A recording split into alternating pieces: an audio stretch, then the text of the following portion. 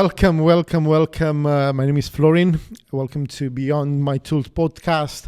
The fourth episode today. It's been a funny journey, to be honest with you guys. First time ever been in front of the camera and speaking, but more and more I understand that I have to bring value to the market. I have to bring value to the table, and I'm doing this for my customers mainly. A lot of you struggle to understand some things around boiler installations and plumbing and that kind of stuff. So I said all the time, like, okay, let's start to be public. Let's start to be out there. And why not to start with the podcast? Soon we'll start with the YouTube channel as well. Right. So as I said, my name is Florin. I run a company called ACF Plumbing and Heating. We are based in sort of East Northamptonshire. We do cover regions like Northampton, Leicester and Peterborough and all the surrounding areas.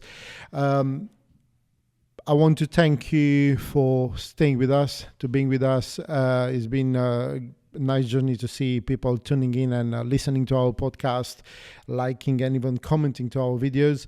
But today's episode more related to customers, and especially because of the cold season kicking in very soon. I just want to give some insight how we should choose the right provider when it's coming to a boiler service. Obviously, there will be a lot of people from different parts of the country, so you don't necessarily have to contact us.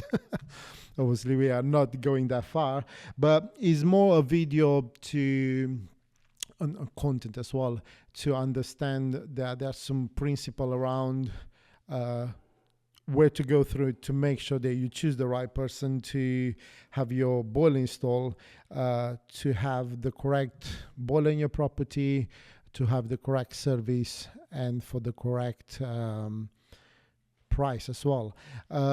I have a few questions here which I gathered from existing customers and mainly from their struggles. So all the time when we go out to do a survey, we ask questions, and there are a lot of you guys where you come up with different questions. Like for me, it kind of makes sense everything from the start because I'm in this sector. But for you as a customer, all the time was the question: what will happen with that? What will happen with that? So I said I will put a video together. How exactly is a step-by-step process to actually have a boiler installation, starting from the first contact, like how you get actually to call some companies around to make sure you have someone to come to visit you, to give you a price.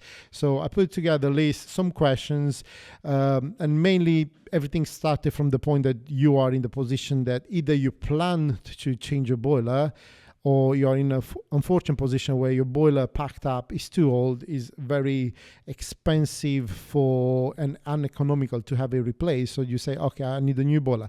And then, you might start to ask around people like, okay, my boiler is gone, I need another boiler. Do you know someone?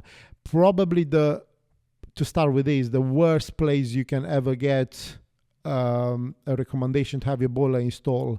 And don't take me wrong, guys, but the worst place is in the pub. The amount of jobs we've been called to where the boiler had to be condemned because bad installation, vast majority of the customer was like, oh, we got the plumber from the pub. So we did not know him, but, in the pub having a beer or something, he kind of recommend himself, and there you go, we have the boiler with the problem.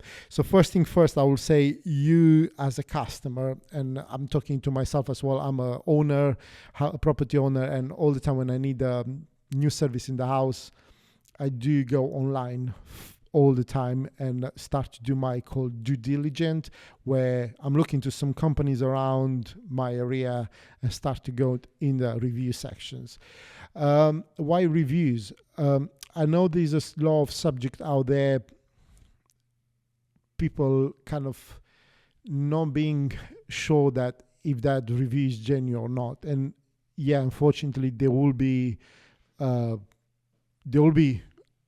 reviews which they are not genuine. I myself, I will say the only company which is a bit more serious about is Google, because you literally have to have a Google account, like a Google Mail or something like that, Gmail, in order to be able to leave a Google review. So that's kind of like, it's a bit difficult to invite for someone to give you a review. Trustpilot is another platform, good platform, and then we have different platforms out there. But as a customer, it's best all the time to go to start to read reviews. Pick up from Google. I will say, if you don't find the company on Google, if you don't find their profile on Google, if there is no reviews on Google, that's one of the first red flags. Trustpilot, probably not everybody has to be on Trustpilot, but again, it is a standard of excellence. So if a company does not bother to be on Trustpilot, probably does not care too much about their reputation out there online. So you have to look on Trustpilot as well. And then anything else, what comes normally when you search on Google for new boiler, there will be companies popping out there, and then there will be a lot of review places where you can read. And obviously go and read reviews. I mean, read the good and the bad reviews.